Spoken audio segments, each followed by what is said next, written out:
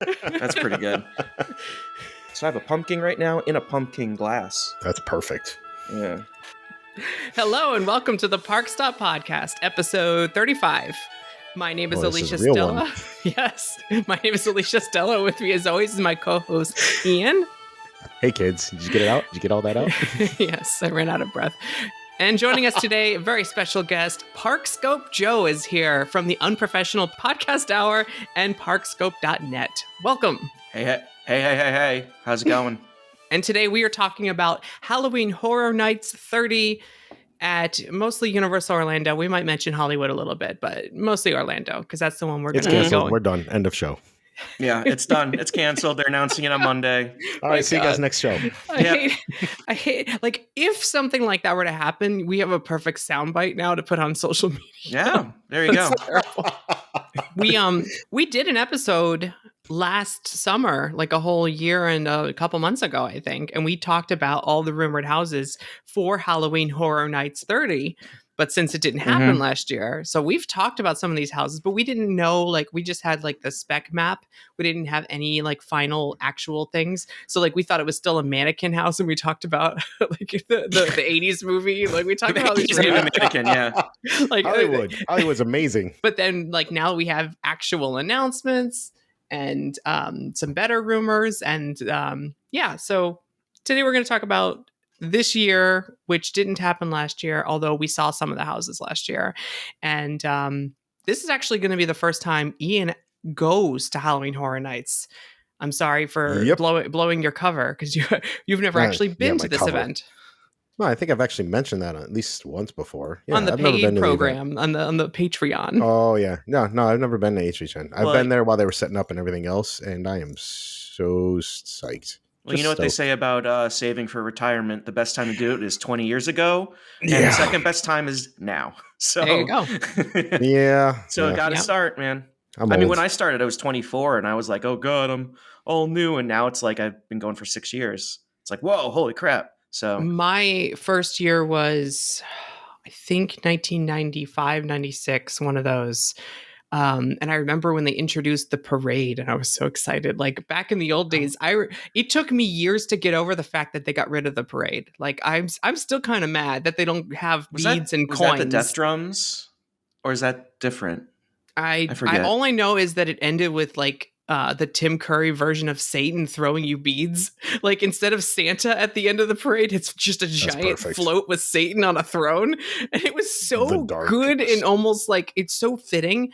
They got rid of it because there's no room in the walkways. The event got way too big. Like back then, they would pulse the crowd, so you'd be in little groups of 5 going through the houses, and there'd be no one in front of you and no one behind you. So like, it's not just, oh no, I don't want to be the first in my group. No, you were the first in any group because there was, no conga line in front of you. So things have changed. Maybe the new parade is like Mad Max kind of cars with cow catchers, and they just run people over, push them out of the way that way. That works. It's scoop them up and drop them off at the bar. Yeah, it's fine. It was like a mix between the Mardi Gras and the Christmas parade. It was perfect. It was everything you'd want in a Halloween parade. But they also had, 4 houses back then. So things have changed in overall for the event. It used to be hosted by the Crypt Keeper. It lasted like 3 weekends. Exactly. Like a Friday and Saturday over 3 weekends with 4 houses, and that's it. And one of the houses would be like... It'd be so much better if it went forever. One of the houses would be the Earthquake queue, the Jaws queue, and that weird space in between Sting Alley and like what now is storage.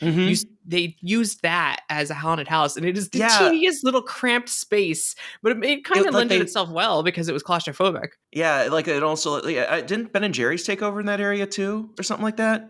Like they opened one of those stores, and they stopped doing it because it was so. Oh yeah, it did cross over because it had part of it. You would like start in Sting Alley, go in through one part, then cross over and go into the other part. So yeah, it must have been both sides. That makes sense. Yeah, it was like a New York house. I forget exactly, but yeah. But yeah, that's so like weird. That and Earthquake and Jaws queue, and it wasn't like big giant sound stages and tents and stuff. It was very different.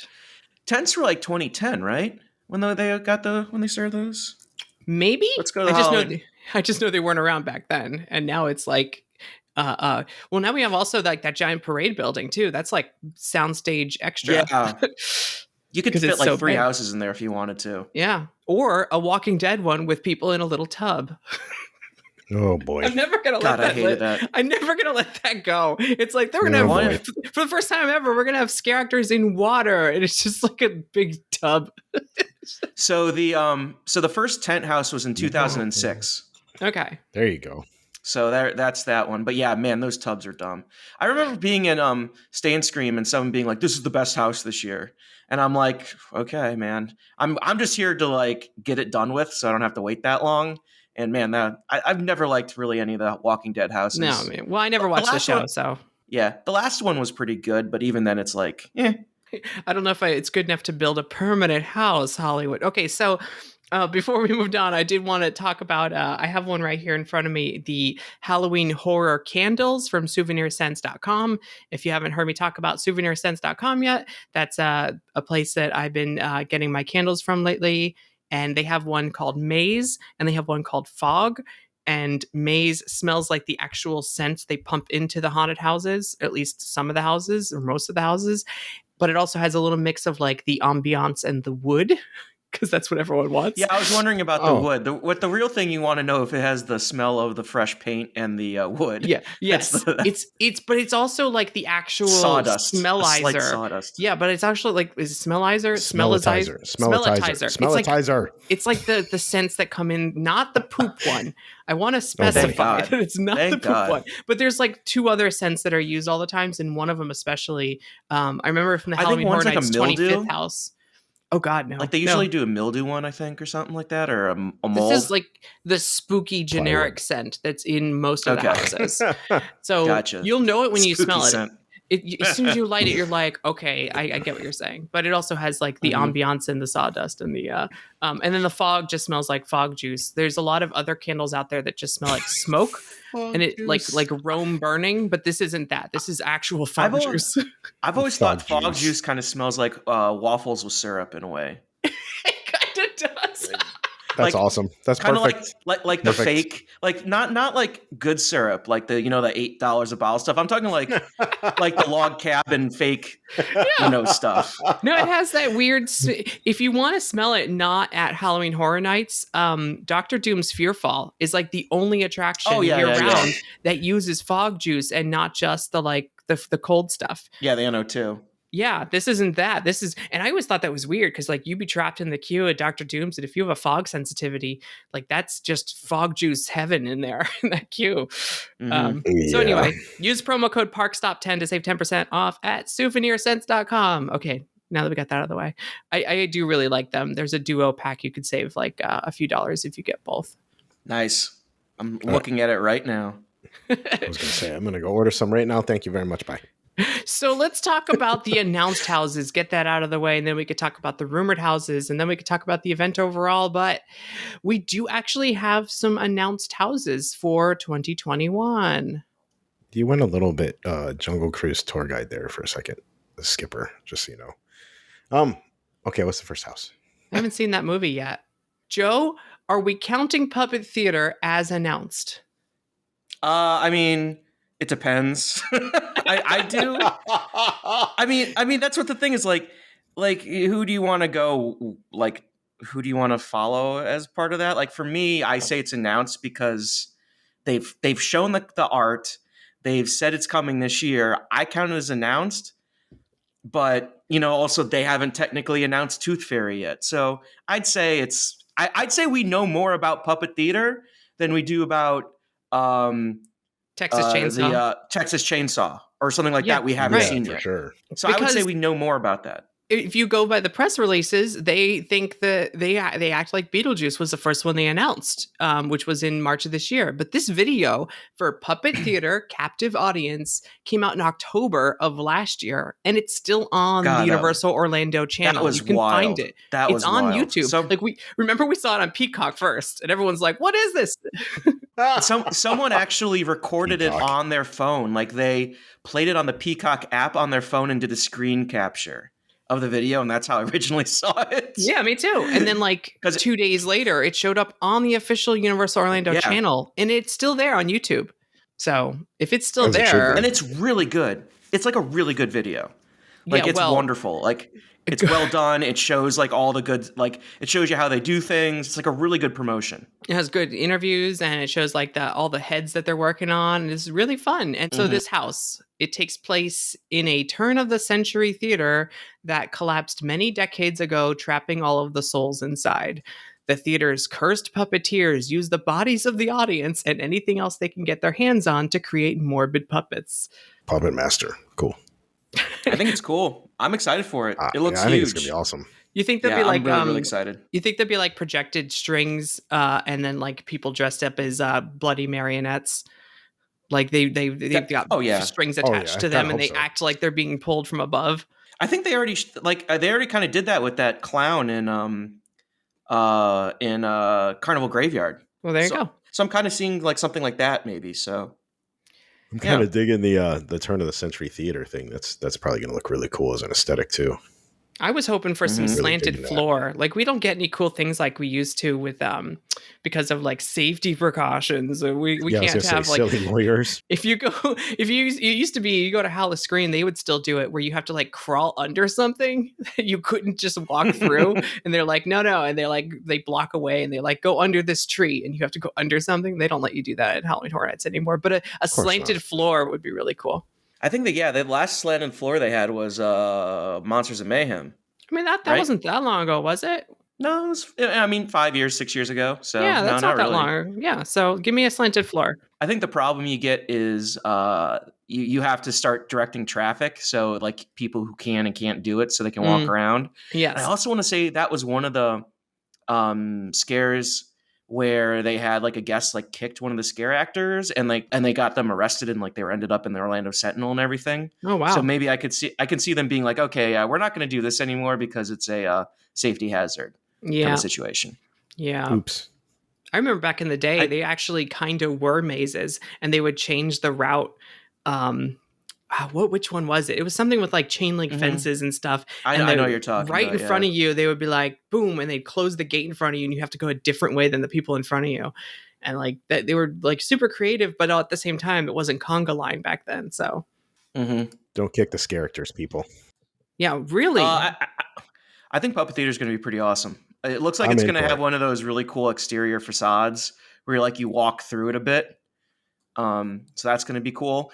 I think the real big question, and I saw this brought up on Inside Universal, and I think they're not going to. I don't think we have to worry about it too much right now. But obviously, was all the news coming from Surfside in Miami with that building collapse, and I mean, Halloween Horror Nights is not because you do you horror, and sometimes you bump up it to real things. They kind of have to change things at the last minute, whether it be in 2001, where they just never did any of the blood and guts or anything like that in the houses. They changed the foam from red to green in the Kong building, and yeah, exactly. And I think the last one was the final year of Bill and Ted. They started the event saying, "Oh, we're going to kill the whole. Everyone's going to die, including the audience," and then the Vegas shootings happened, and they removed that bit from the show, and they just said, "Oh, and we're just going to kill Bill and Ted." So. Yeah, I wonder. They always have to adapt, and because this house is definitely going to have like a crumbling earthquake sound the whole time, and like some kind of crumbling effect. Maybe the projected. Do you remember that year they had the projections on the buildings to make them look like they're crumbling in New York? That was I don't know what scare zone it was, but they were testing out like new technology for projection mapping, and it was 26, I believe. Or no, was it 26? Or was that the acid one? I forget. I think it might have been before that. So I thought that's what they would do is like have crumbling projections and stuff in a couple scenes, and then you have to get out at the last minute. But yeah, we'll see if there's any changes there. It doesn't affect the actual puppeteering storyline, though.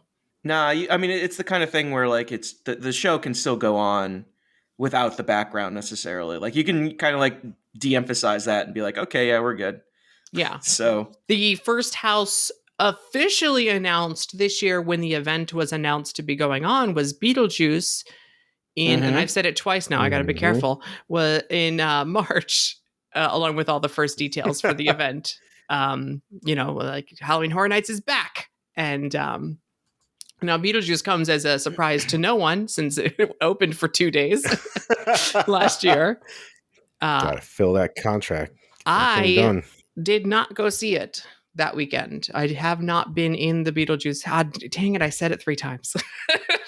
Oh, we're doomed. Everyone check yourself.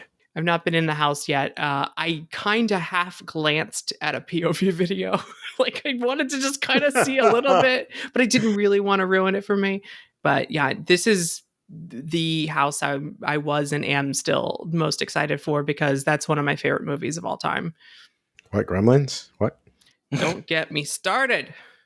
Yeah, I'm stoked on this house. Who doesn't like Beetlejuice? All I ask is that there's an Otho in there. I just wanted to like do the finger thing, like go bang, and then like his clothes rip off, and he goes. Otho is amazing. But are we going to read the descriptions? We have official descriptions, so I was going to kind of read through them very fast. Yeah, go ahead. Okay. Guests will be at the whim of the self-described bioexorcist as they shadow Beetlejuice's every move through artfully recreated scenes from the popular film. From the infamous haunted attic within the Maitland home to the model graveyard and Dante's Inferno room, guests will have... Dante's Inferno is funny to me because like it's in 12 seconds of the movie. Yeah, I know. It's only to distract him, like the caseworker put it there to distract him. Anyway, guests will have the extraordinary chance to enter the movie surrounded by its most iconic characters. With brash defiance, Beetlejuice is ready to turn on the juice and see what shakes loose, and his plans don't include returning to the land of the unliving. I love official descriptions. They're just the right level of bad that they're good. Mm-hmm. But I like the idea that this is like the 30th anniversary and BJ was the ghost host for Fright Nights in 1991. Mm-hmm. It was. A little throwbacky. Yeah. I mean, it also kind of works out that this is the 30th year now, so at least the dates make more sense when you talk about the event. Because people always assume it started in 1990 when, based on when the numbers line up. But no, it was 91. And it was just one weekend, and it was called Fright Nights. So maybe the delay did play into their advantage, where they can say, "Oh yeah, it's 25, and it's actually the 25th anniversary, not just exactly it's the 25th." Yeah. Okay. Yeah. Yeah. No, I don't. It's easier math when you just look at the number. Yeah. I don't know. Math. But yeah, so it was only open for a couple days. But so the theory was that they opened it because they contractually had to. Yeah, that's it. Yeah. So it was a my guess. So my theory, and I have absolutely nothing backing this up, is when they do the Halloween Horror Nights contracts, I bet you it's for like 2 years. So here's the reason why I'm saying this. How many years do they get a scare zone or something that then ends up being a house? Like, you know, we had it with Trick or Treat, Killer Clowns, exactly. So, you know, you basically say, okay, it has to be open a certain, like, if it's being used, you actually need to have it as part of an event where it's open, and you need to sell merchandise. So my thought was, well, they want to just use the existing contract. They'll open it as part of this event, fulfill the contract, have whatever lawyers need to come out and see it. And then they can say, hey, our second year, we're just going to run the house. Like instead of doing it as a scare zone or a show or whatever they thought they're doing it for 31, they'll just be like, okay, well, we'll just do the house. That's my basically trying to back my way into why they did it. Well, but that is totally, I understand that could be totally far out and wrong. That also gives them 2 years to plan a house too, if they're definitely going to do a 2-year contract. Yeah, exactly. Scare zone is pretty easy compared to a house. So yeah, you're basically allowed to, you know, just kind of mess around and figure something out. And yeah. I was wondering, see, my thought was, what if it's just, you can't renew a contract you haven't fulfilled? Like that's possible, yeah. It was just as simple as you can't renew it because you never did it to begin with. So you have to at least do the bare minimum on the contract before you can negotiate a renewal of the same contract. And that was my thought. So maybe which is kind of the same thing, but yeah. I was going to say everything Joe just said that still applies. It's the same thing. Yes, but that's just the way I looked at it. Yeah, I think that's probably more likely the renewal. That makes more sense. Why would you sign something for 2 years when you can just do the renewal constantly?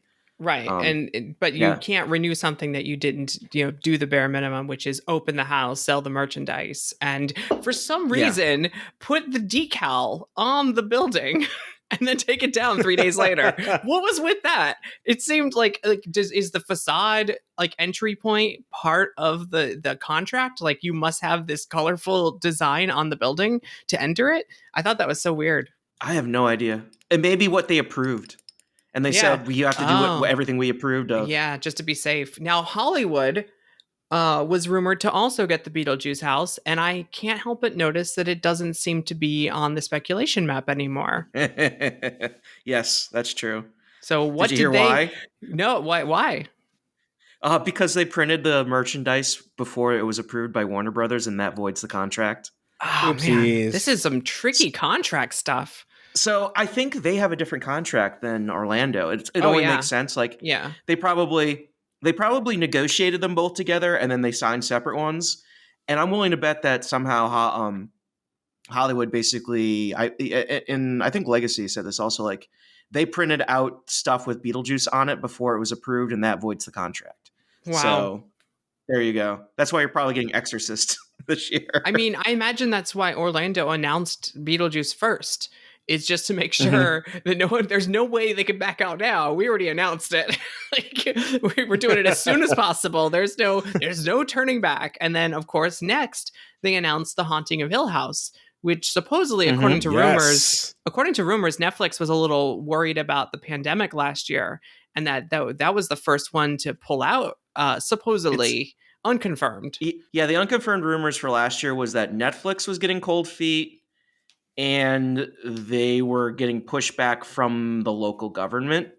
Oh yeah, that too. That was the nail in the coffin, so to speak, for the event. That kind of that's that, and not in a public way, but kind of in a, are you guys really going to do this? We're not gonna back you on this. It was a whole thing, but right. And even the rumors for Netflix was something to the effect of, we're not comfortable having our name used for advertising. It wasn't necessarily that they had the ability to back out entirely, so much as it was, okay, if we can't use the name Netflix and Haunting of Hill House, and maybe we need to think twice about this. But we got that announced, and again, it was one of the first announcements this year, so you have to wonder if they're trying to lock in everything as soon as they could. And then we've had this gap in announcements. But yes, The Haunting of Hill House, something that I know Ian is looking forward to. Oh, yeah. I like that show. It was good. It's really well done. And that's for Orlando and Hollywood. Mm-hmm. Yep. I think that one's going to be a sleeper hit. It sounds really good. It sounds like they got some unique stuff. I think I saw a lot of people really excited for it. Also, so I always like to do something where I don't actually... I follow a lot of non-theme park stuff, of pop culture and and stuff like that. So I try to stay out of the bubble as much as possible.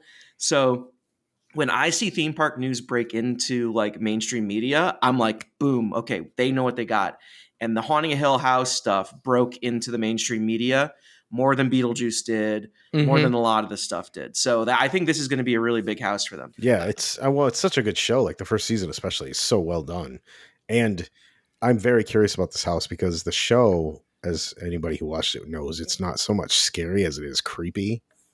There's a lot of stuff that goes on in the background while you're watching a seemingly almost normal show in the foreground.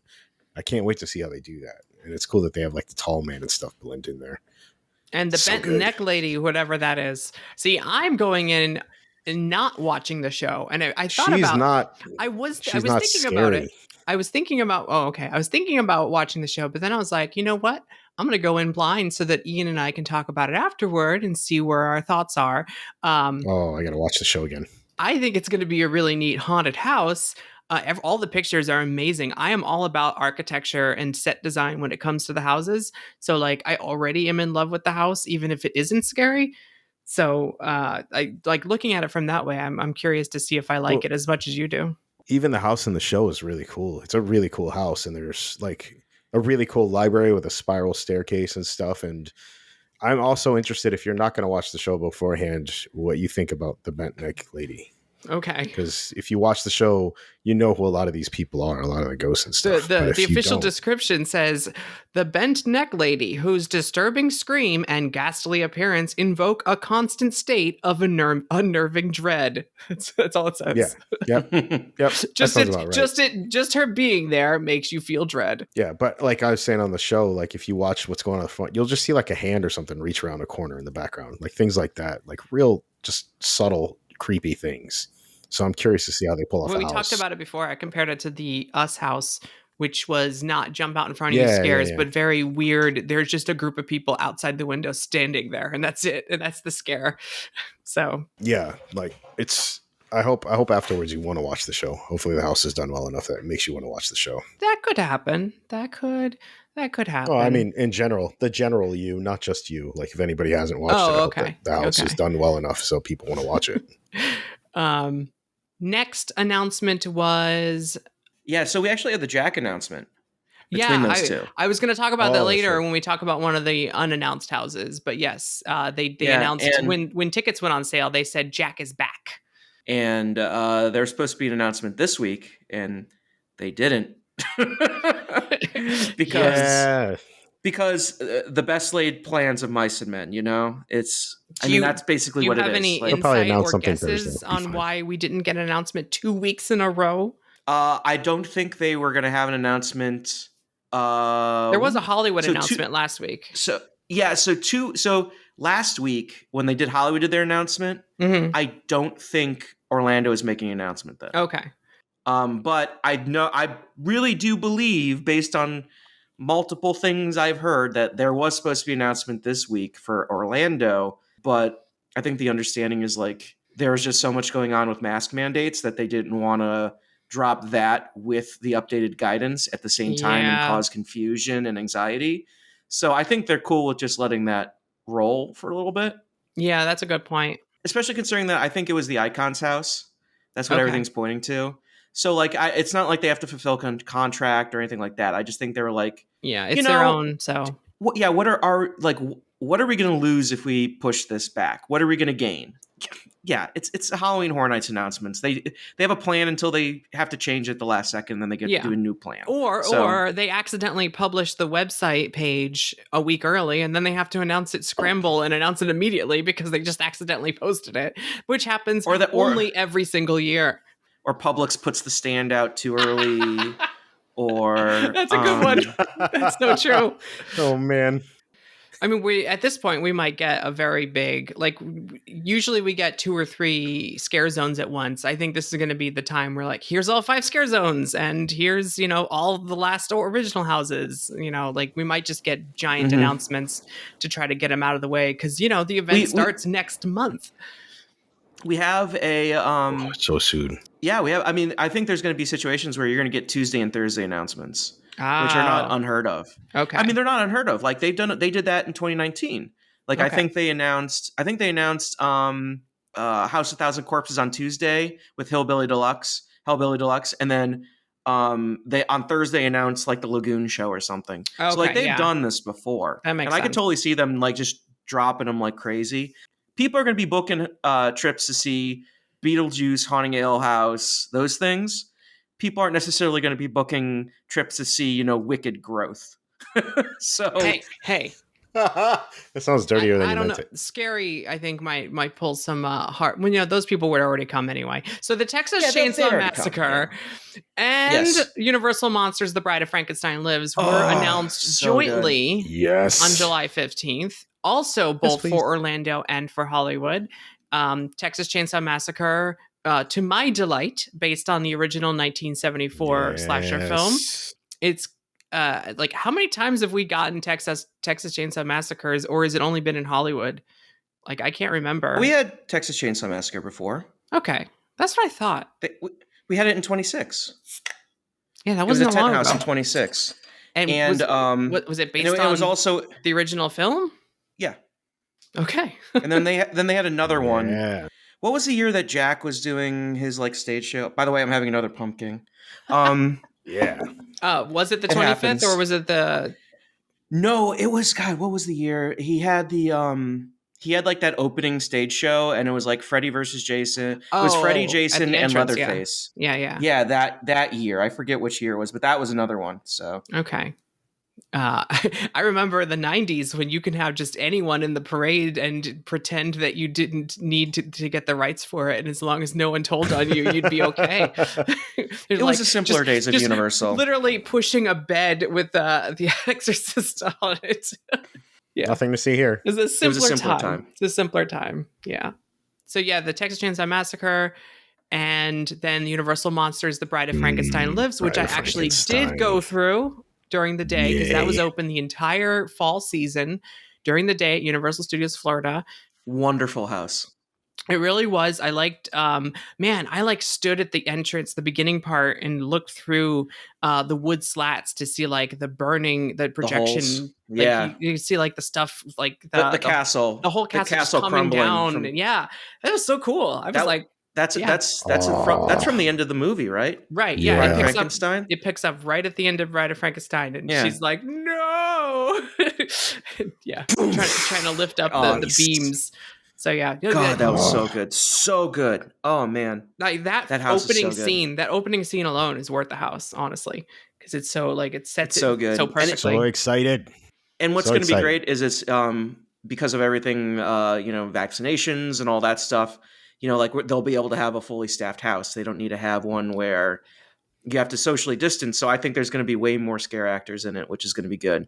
And they won't have to worry about staffing. Like so in that scene with the brides of Dracula, like they're getting the blood out of the one bride in the stockade. Mm-hmm. I saw once a Bride of Frankenstein in there, and I never saw her again. So yeah, because she's in almost every scene, or at least she's supposed to be. So it'd be interesting to see it fully staffed. Yeah, I agree. Yeah, so I can't wait to see it fully staffed, and I just absolutely love that house. It's wonderful. It's so much fun. Really, really enjoyed it. Every once in a while, I'll watch a walkthrough.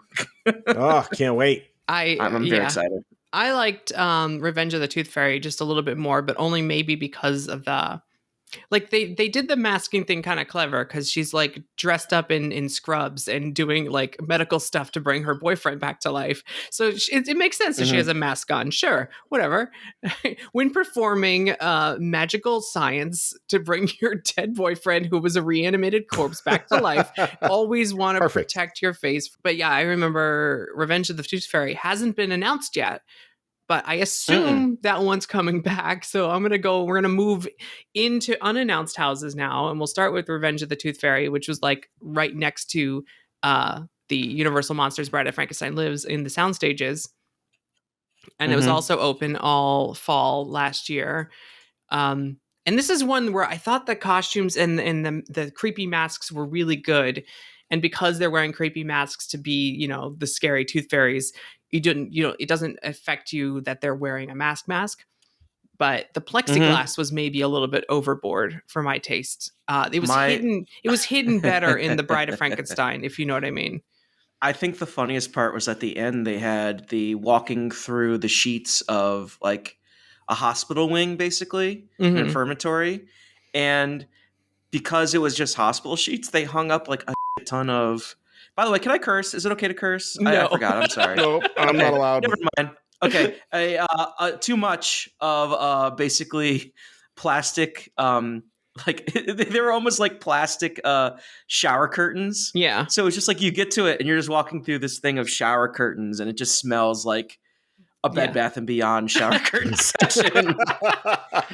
And I'm like, this is not very spooky. Because like it was supposed to be super spooky, like with fake feet under it. So you know which ones are real and which ones are fake. Yeah.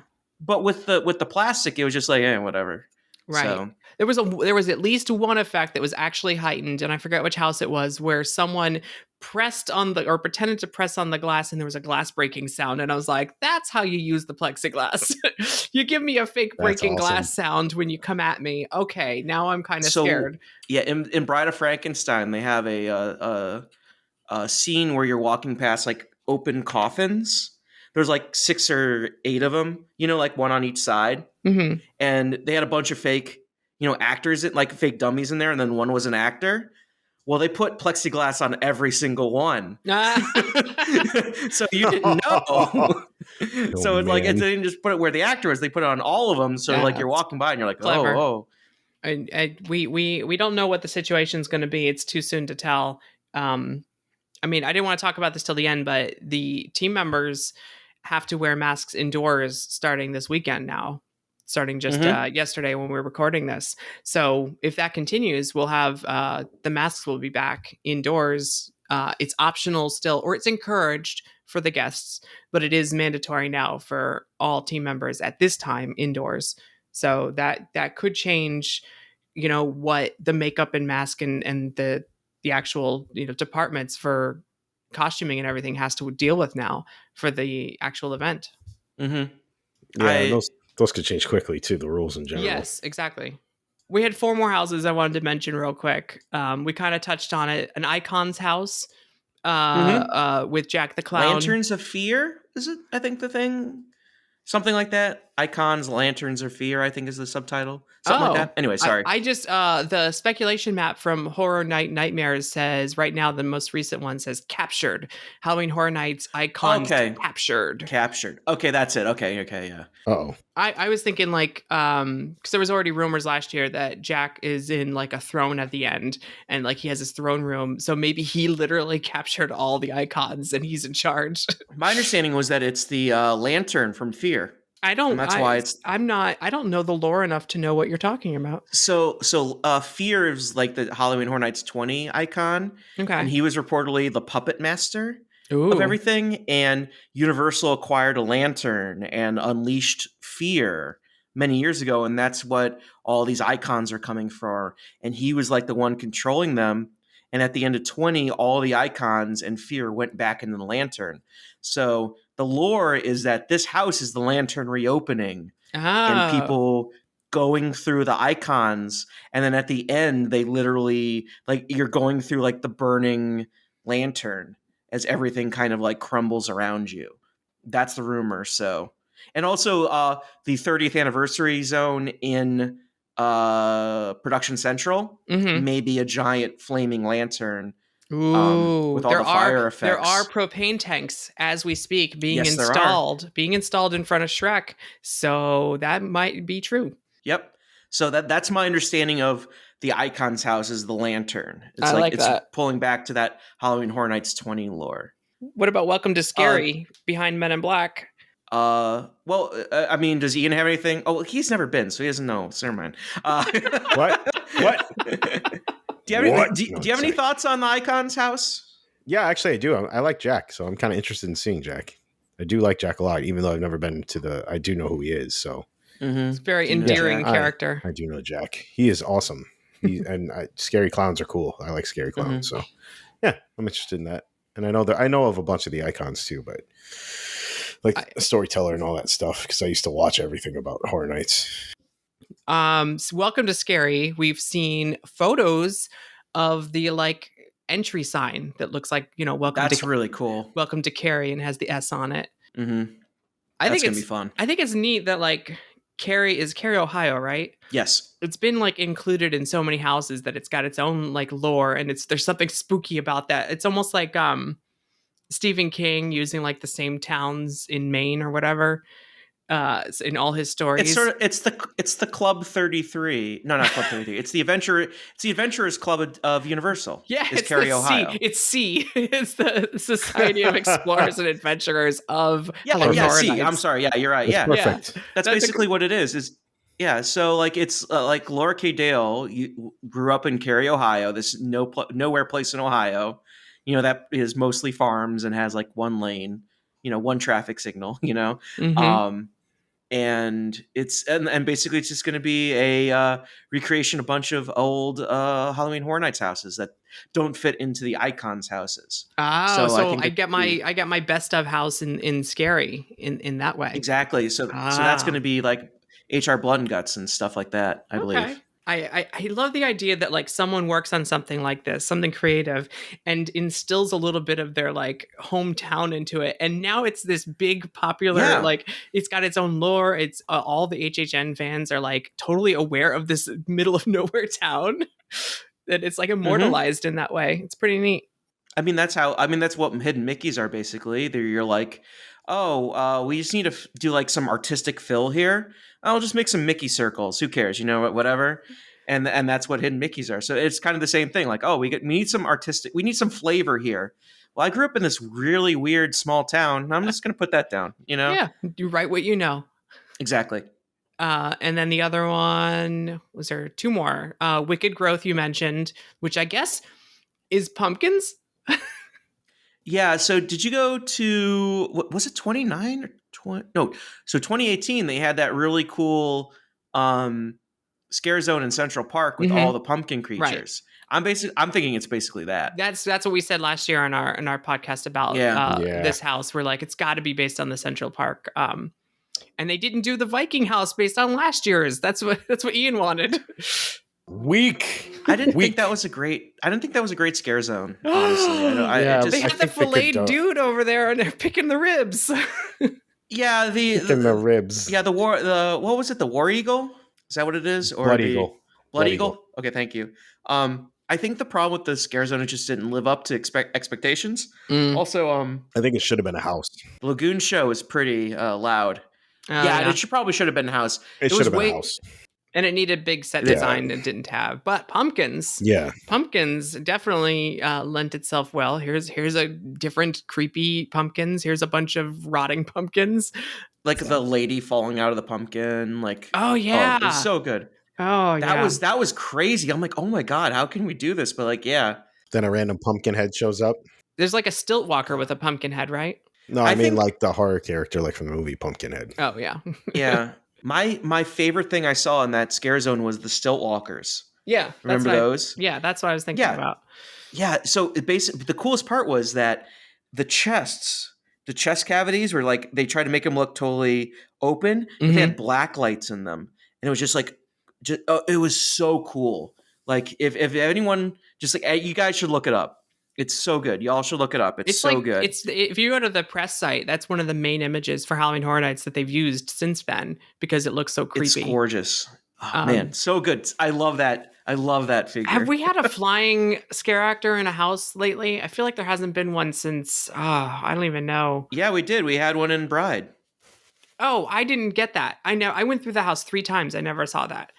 So I'll take your word for it. I mean, that's the problem is like, you have to, it's a long reset, but actually if you watch the Universal Orlando the official teaser video, so they did like the official walkthrough that was like half the house. It ends on that flying effect. I didn't watch that. So like it's there. Yeah.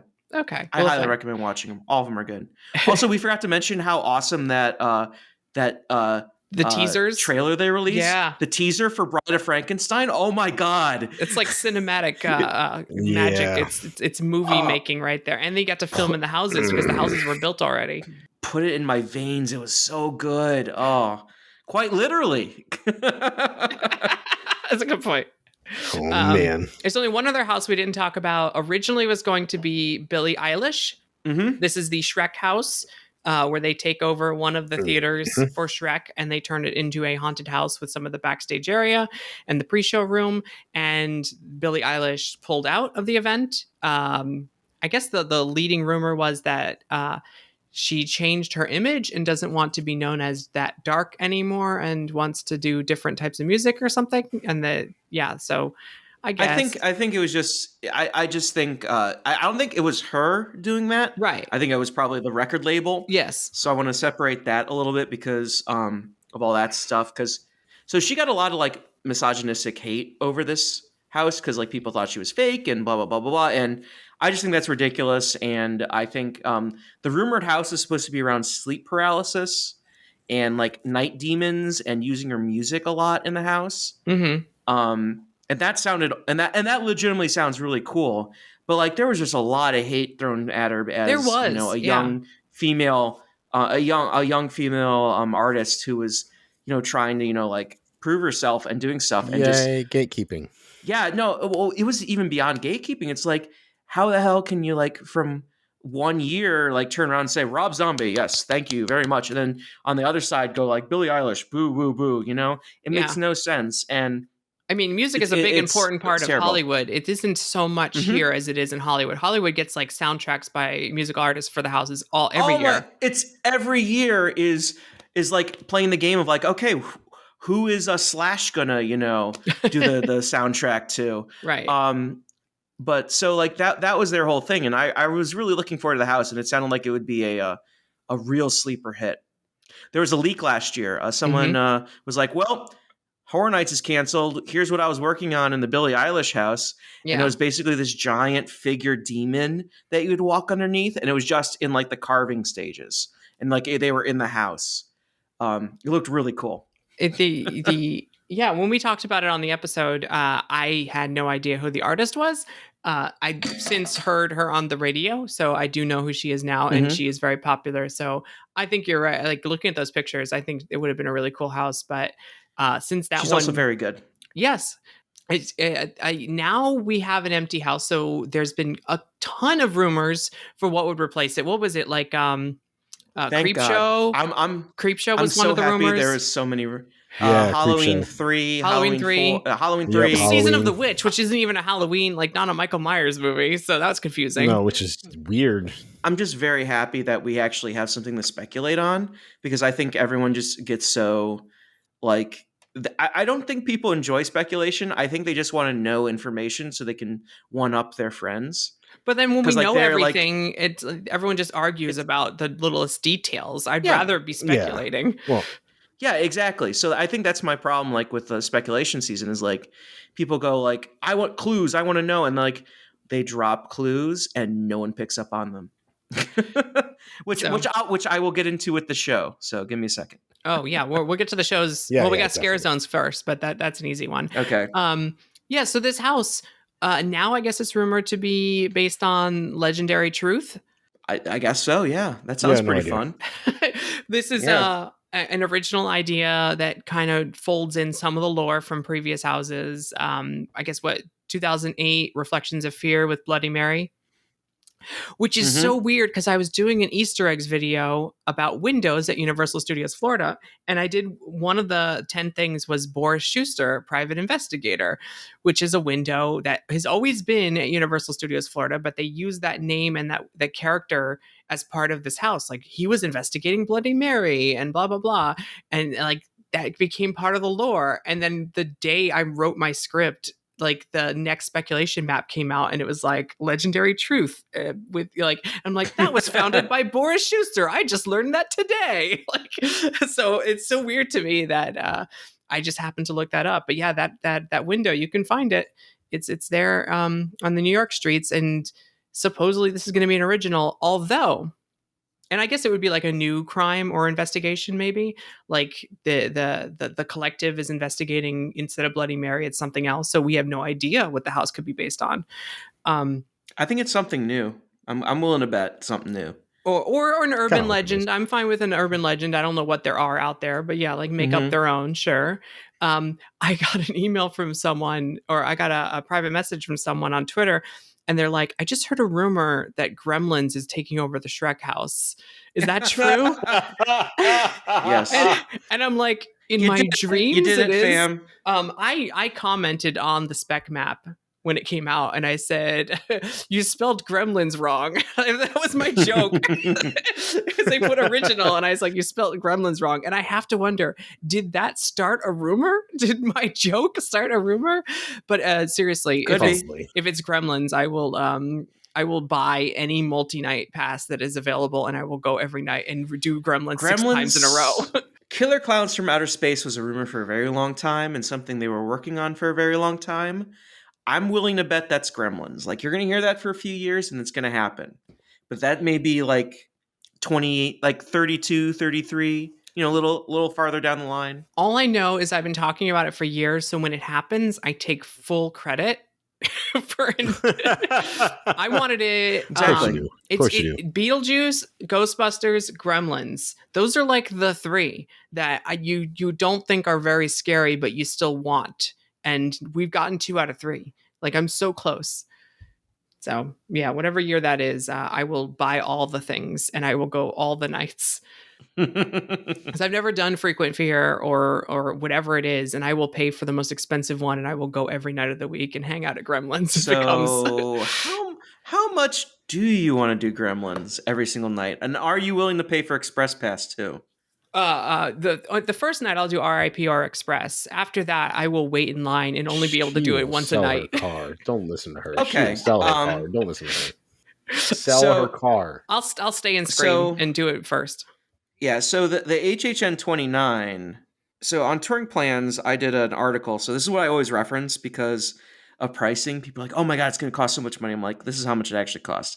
So Ultimate Frequent Fear is valid for every single night of the event.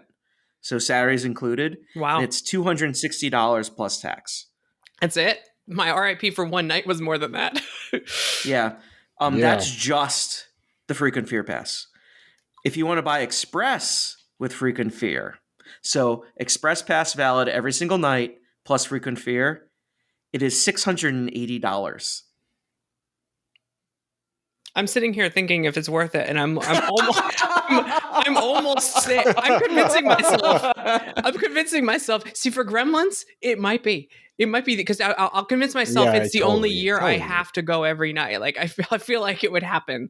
Telling you, she'd sell her car. But remember, if you have Express, it's only good once. It's only good on each house once a night. Oh, it's not unlimited Express. It's not unlimited. Oh, so then no, I wouldn't do it. There is, yeah. So there's no unlimited Express. So no, I wouldn't do it.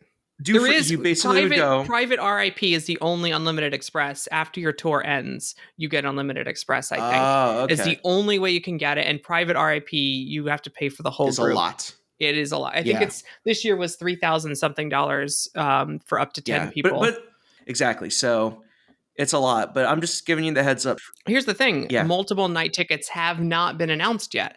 So when do you think like these frequent fear passes will come out? Because everyone's freaking out. Yeah, well, I mean, so best laid plans again, Thursday. Oh, so probably the day after this podcast comes out is what you're suggesting. So cool. Wonderful. Yes. So either I'm going to be a liar or it's going to be the most prescient thing in the world. But like everything I've heard from multiple people is Thursday. We will see. My buddy Tom will be happy to hear that if they do show up. Yeah, I'm going 2 weekends. I'm probably going to get the Rush of Fear with Express. So I'm ready. I understand what I'm going to be paying. It's probably going to be around $390 is my guess, but I mean, yeah. Scare zones. None of the scare zones have been announced as of recording this. And like we are seeing them being set up in some areas, the New York area, the Production Central area. Is that it so far? I think that and some of it in Central Park even started to go up. Mm-hmm. And also some of the lighting rings outside of Diagon Alley where they do some of the projection stuff. Okay. Or lighting has gone up too. So yeah, they're prepping fast. I mean, they have to. It starts next month, right? So Production Central, you mentioned like the Horror Night Nightmares on Twitter has it listed as 30th anniversary zone. So if you think it's like the lantern thing, that makes sense with the icons. And then someone did a really cool mock-up on Inside Universal of like drawing the lantern around the structure it already is and like having some flame effects, and it looks really cool. Okay. It looks really cool. I'm just happy about fire. I'm always the lasers last time with the arcade setup was cool. But yes, I'm a sucker for fire and lasers. Either is good. Fire's cool. Lasers are cool. I like smoke machines. I like dry ice, and I like fire. I like good effects. Yes. In the New York area, it's almost like, what would you like? There are banners and blood like barrels everywhere, and the banners are like almost a 1984 type style weirdness, like we are watching you type thing. The controller is watching. The controller is watching you. Yeah, and the speculation map just calls it seek and destroy. So I have no idea what's going on. It's a Metallica place. Oh, I'm sorry. Yeah. So that's the joke was that it was Metallica. It sounds like instead it is a kind of invasion scare zone, where it, kind of not invasion from a few years ago, but like they're coming and they're trying to like take over humanity and basically kind of like there's going to probably be some victims running around and some, like robot characters running around, that kind of thing. It looks like a war zone because they have like one of the vehicles from the Lost World Jurassic Park sitting there that's been used at Halloween Horror Nights multiple years. Central Park is listed as Terra Cruentes. Cruentes? Wait, what? Central Park? Yeah, I think Terra Centurions or whatever. Terra Cruentus is how it's listed, but that's like the Terra Queen, I guess. Yeah. Again, I don't pronounce things well, so it's probably that. Me neither. This is why we host podcasts. Yeah.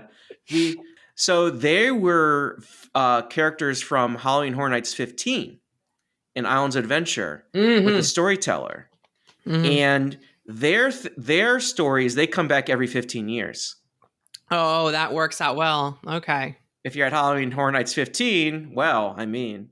Yeah, now the 15-year thing, that makes sense. That's also some of my cred. Not only did I go in the 90s, but I went to the one that was in Islands of Adventure the first time and got to do the Jurassic Park house through the Triceratops encounter where they had hybrid human dinosaur monsters. The coolest thing about that whole event was raptor heads on sticks in the bushes. Like that was the best thing because they pretended that raptors were in the bushes, but it was just a head on a stick. On a stick. Yeah. Is that also the one where they cut up the Jurassic Park movie prop Triceratops? Yeah. Well, I don't know if they had to cut it up. I'm pretty sure it was from The Lost World and it was already just a head with a little bit of shoulder. Oh. So because they had the figure. Because remember, there was the one where it's sitting in the tribute store right now, isn't it? That's the thing in the tribute store. I don't know. That's the head. So there was Triceratops head. There was one that was that looked like it was dead or something, I forget, but like Steven Spielberg was posing next to it, so a bunch of like weirdos were like, "Can't believe this man's poaching," or whatever. That was the first movie with the sick Triceratops, the first day of shooting. Exactly. So I thought that was in. No, it was. I'm pretty sure. Just looking at it, if you watch The Lost World, there's a scene where they free all the dinosaurs, and they have a physical Triceratops, but it is covered in a sheet. Because that way you don't have to CG animate its body and only its head is visible. That's the head, I think, that was a prop that was then used in the house at Islands of Adventure's Halloween Horror Nights. And now I believe it is still, apparently it had like a bloody spine sticking out of its head. And I think that someone said the spine is still attached to the one in the tribute store right now, but they've just covered it with hay. Like it's just hiding back there. Because again, it's just a head. But no, that is not from the old Triceratops encounter in the tribute store. And no, I don't believe it's from the first movie, like some people have been guessing. It is from the Lost World Jurassic Park when Nick Van Owen is freeing all the dinosaurs. Come on, people. Got you. Huh, okay. All right. And the last one was Hollywood, which is just listed as Eddie Zone right now in the speculation map. Yeah. So they moved Eddie from there, and I think they're putting the... Oh, I skipped one. Yeah, but yes. Yeah, what's outside of so Eddie is the rejected / whatever did he icon ever get to be? Did he was canceled that year? The rejected. He was canceled that year because of 9/11. Yes, and they brought back Jack, but he was supposed to be 2001's icon. And he's like a sidekick to Jack, isn't he? Or as like his brother? He's his brother. Yeah, he's his brother. Okay. They were both featured in Halloween Horror Nights 25, the Asylum House, whichever one that was, the Shady Brook house. Okay. They had them as babies in the house because they were born there. That's adorable. And the lore is getting complicated 30 years in, and I'm so confused. There was one more in San Francisco, just listed as Crypt TV right now. Crypt TV's I believe is something run by, it's like a YouTube channel run by Eli Roth, I think helps do that. And also they got funding from Blumhouse and maybe even Universal. Okay. So they like do horror, like it's like almost like a horror anthology YouTube channel, and they got some really cool designs, and I could see how they could use some like really cool staging to show off some awesome monsters and maybe do some like up close scares and do some projection mapping. I think it'd be really cool. Yeah, I forgot that's actually a real thing. That reminds me of when they did in Hollywood, they had one what was it? The TV show that teaches you behind the scenes for makeup and stuff. Yes, exactly. Whatever. Which is now totally Face Off, wasn't it? It was Face Off. Thank you. Yeah. Of course Ian would know. Yeah, Face Off. Yeah, Face Off. I imagine it'd be like that, where you show off some really cool designs on the stages and stuff. So those are the scare zones that we think still not announced. Also not announced are the shows. And you said you had some rumors or information on the shows. So the speculation map points out 3 possible shows. Yes. The latest one. So the Terra Centurions, or whatever we want to call them, that one is a possible show in the Hollywood area, and the thought may be they're going to use the stage they already have in front of horror makeup for that. Oh, that makes sense. Instead of building the giant one like they did for like Carnival of Carnage or whatever. Exactly. They just have the little one the Bellas are dancing on right now in front of the horror makeup show entrance. Exactly. And it may not even be like a real quote unquote show. Yeah. It could just be something where they come out every 15 minutes. Kind of like The Purge did, and the voodoo lady that they immediately took away. Yeah, exactly. Okay. So I'm thinking it could be something like that, where they're just hiring and they're hearing stuff about like a stage show, like whatever. And it is right at the entrance to that supposed scare zone, so I guess that could work. Yeah, so I think that's what that is. Okay. For the Lagoon show, that may be more history or icons driven. I'm not really sure. Ooh. But I did see Drew uploaded a video of them doing fountain testing late at night for a Halloween Horror Night show. I didn't watch that yet. What was there music playing or anything that was recognizable? So he lives in Bell Apartments behind me. But is that the Moana gag from the Bill and Ted show? Yes, it is. Anyway, sorry. And there's some new fountain stuff going on at night they're doing testing for. So I think whichever company they work with doing the fountain designs, because like they work with them all the time. They did a new Olympic pre-show. Oh, neat. If it's based on the icons, I hope they count Beetlejuice as one of them, because he started the whole thing, so that we can still get the Beetlejuice theme in there. Because I feel like that's one song I really want to see to the fountain show is the Beetlejuice theme. Yeah, I don't really necessarily know what will be in that, because I mean, like, it's like a very small group of people who are working on that. Could you just imagine it opening with like a doo-doom, doo-doom, like the beginning of the Beetlejuice theme, like, and everything's kind of lighting up. Yeah, he's like, hey, yeah, it's showtime. Come on, they have to open that way, right? It works. It started with Fright Nights. It started with Beetlejuice. I mean, it totally makes sense. I mean, if we're not going to get a never-ending story this time, like we did last time before the show started, everyone's singing along. We might as well get at least. I mean, the Ghostbusters scene was pretty cool too. I love the projection mapping. I hope they bring that back too.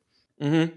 Yeah, God, I think the 29 Lagoon show is just absolutely wild and wonderful. Yeah, it's legitimately one of the best nighttime shows I've ever seen, because it knows when to get in, get out, and be done with it. It was like, unlike some Disney shows where I think a lot of Disney shows need to feel like they need to justify like a 27-minute runtime for like dessert parties. Mm-hmm. Here they're just like, we're done. We did what we wanted to do. We're out. See you guys later. It was really good. And like they don't. Yeah, it was really good. Is there, and then third show rumored for Fear Factor, right? Yes, that's going to be a magic horror show. Magic? And yes. So everyone's freaking out. And like inside Universal, as we are, people are like, oh, is it going to be like this or this and this? And no one knows what's going on. And I heard a name a little while ago, and I watched his stuff, and it was pretty good. And then people were trying to figure out what the show is. But my understanding is that this show is going to be Magnus Utopia. He's an illusionist who was featured on Britain's Got Talent. Okay. And basically, he does a lot of night terrors and magic, and I would highly recommend looking at the Inside Universal Halloween Horror Nights thread page 323 for some videos. It's very interesting. So basically, like Magnus Utopia plays kind of like a kind of a dweeb in the best way possible. So I can imagine him playing. So I have no idea what the show is going to be, but here's how I could imagine it being. He's playing the tourist, and all of a sudden he gets taken into the show, and he's the main magician, and all of the backup people, like all the horror people, and all of a sudden, like he does he's part of the tricks and everything, and that's the show. That's my theory on what this is going to be. I love shows like that, like the original show in that theater, the Wild Wild Wild West stunt show, where they introducing the Universal Studios stunt team, and then they don't come out, and then these people come out and they rough everyone up, and it's like they are the stunt team, but they pretend that they're interrupting the show. It's the best premise ever. So I'm all about the plant, like at Indiana Jones Stunt Spectacular, and they start beating up the extra from the audience. Yeah. It turns out he's actually in on it. So yeah, I'm all for but that's not at all what I was expecting for that theater. I'd highly recommend watching it and seeing it because it is really, really cool and totally different. I bet people don't remember that we've had magic shows and mentalist shows before in the Animal Actor stage years ago. Yeah. So it's not out of the realm of things that they've done before.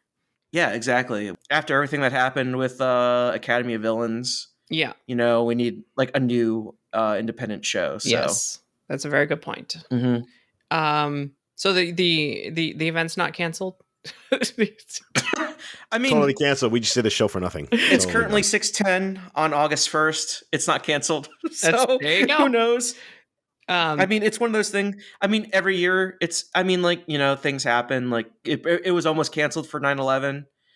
It was canceled for COVID. Yeah. Something could happen and it'll be canceled again. Like I'm not expecting it to be canceled, but like it's definitely not as of this moment.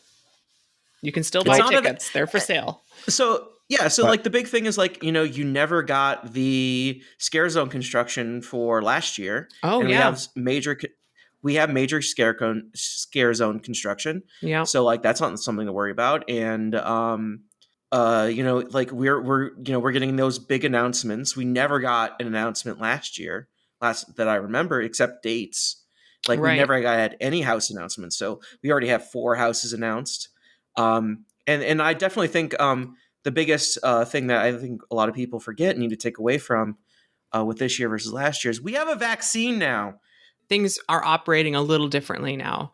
We're taking extra precautions with this variant. We're wearing masks indoors during this time, but the event will go on. Hopefully, HHN is on. I spent a lot of money, so let's hope so. HHN is on. Epic Universe is now canceled. Oh my God, no! That's what we're doing. It's me saying it. Everyone knows it's a joke because I'm the one that held strong that it was never. It's the monkey's paw wish. You get exactly. Halloween Horror Nights, but Epic Universe is canceled. Oh my God! Don't say it on this podcast. Anywhere. Listen, it's not going anywhere. They're both happening. They're both both happening. Both happening. Ian has never lost the faith on Epic Universe. Epic Universe is going to open sooner than most people think. That's I think so. I'm throwing that out there now.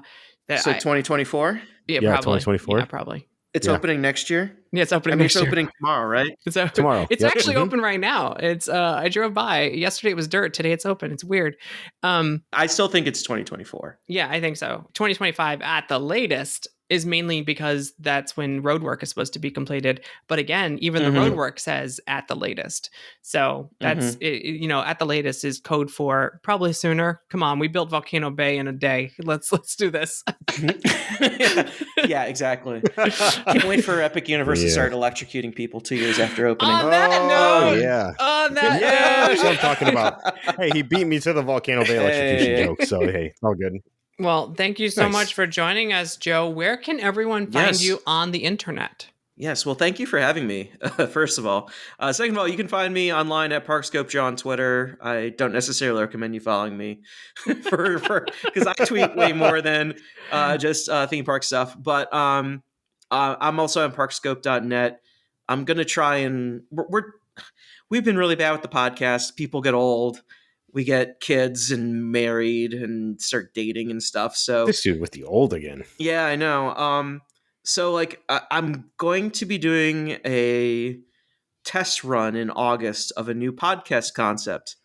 And I'll tell you guys what it is. I think right now the trial name is Parkscope and Pints, and the idea behind it is simply I'm going to have one drink of whatever. It doesn't need to be alcohol, but the idea is like I'm going to have one drink. It can be tea, water, beer, a mixed drink, whatever. And I talk about one topic, and once the drink's done, the show's done. So the idea is between 10 to 15 minutes an episode, and then I release it, and it's going to be more topical, less, trip reporty like. Yeah, or not a deep dive, just, like this is deep dive, just the subject of the week maybe, or the flavor of the week. It's Parkscope, yeah, exactly. So small bites. Exactly. It's just a concept I have, so that'd be I like it because I would like more content coming from the Parkscope.net. I do like I check the feed every couple of days just to see if you post something. Yeah. But also weekly, you can find me on Touring Plans blog content, blog.touringplans.com. Mm-hmm. I do weekly content. This past week was Around the Universe, which is like our small news and discounts and closures and, that kind of wrap up. This coming week, I'm doing a Getting to Know You. The idea behind that, this one's going to be all the Halloween Horror Nights stuff. So who's Jack the Clown? What's the legendary truth? What about icons? Yeah, What's the best? I need this. I need to learn about the lantern. Yeah, exactly. Like what's going on here? Like, when should I show up? We're going to be doing a bunch of Halloween Horror Nights content this year. A lot of it.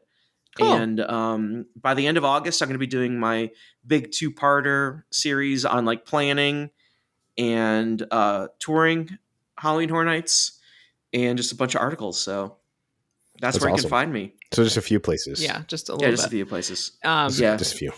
And remember, you can find the Halloween horror candles, both maze and fog, at souvenirsense.com. Use promo code ParkStop10. No, they're really good though. I like good candles, and they're hard to find. Like I got some Halloween Horror Nights candles before that just smell like cinnamon and pumpkin, and I'm like, how is this Halloween Horror Nights? But this one like smells like actually like the haunted houses. So I thought that was cool. But yeah, use promo code ParkStop10. Very cool. ParkStop10. So I'm on I'm on the website right now. I'm gonna buy them in a second. If you buy them both at the same time, you get $3 off the tins. Yeah. So there you go. And there's wax melts too. If you have one of those meltery things, I like the tins better though, and they look really cool with the clear lids. But yeah, ParkStop10 is the promo code. You have to enter it in at the end. Don't forget, or you won't get your savings. But that's $3 off if you buy the duo, and then the 10% off. So you get like double discount. That's pretty nice. It's cheating. What's that code again? Parkscope 10? Parkstop 10. Parkscope 10. Oh my God, I'm sorry. We have Joe on so that I can apologize for making my podcast sort of like your name. I'm so sorry. No, you're fine. You're fine. It was completely by accident. No tea, no shade. It's all good. But yeah. Okay. Thank you so much again, Joe. I just bought those candles, so we're good to go. Nice. Yes, there we go. Using the discount code ParkStop10. What'd you buy me? I'll buy you a beer at the show, at the game, at the event. No, we could just get a beer. I'll be down with that. Yeah, that sounds good to me too. Bye, everyone. Okay, 2 hours later. See you later, guys. I'm gonna go make pizza and post it on Twitter, so I'll talk to you all later. Later, Joe.